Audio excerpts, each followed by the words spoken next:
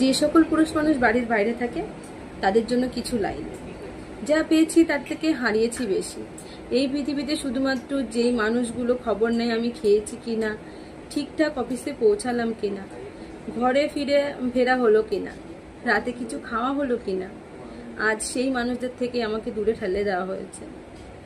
বাড়ি ফিরে আর তাদের মুখগুলো দেখা হয় না, যেমন বাবা মা, ভাই বোন, ঠাকুমা।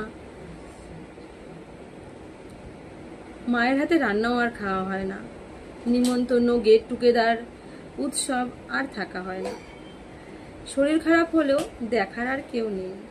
তীব্র শরীর খারাপের মধ্যেও অফিসে অ্যাটেন্ড করতে হয়। অবসর যাপন আর হয় না। নিজের জন্য একটুও সময় বরাদ্দ নেই। আর আর্থিক স্থিতিশীলতা একা আসেনি, একা এসেছে নিঃসঙ্গতা, হতাশা। আমার ভাইয়ের সঙ্গে ছুটির দিনগুলো আর মেলে না, তাই আর ভাইয়ের সঙ্গে মাসের পর মাস হয়ে যায় দেখা হয় না। বাবা মাকে বাড়িতে দেখার মতন আর কেউ নেই। প্রতিবার বাড়ি থেকে ফিরে আসার সময় মনে হয় ঠাকুমার সঙ্গে বুঝি এই শেষ দেখা।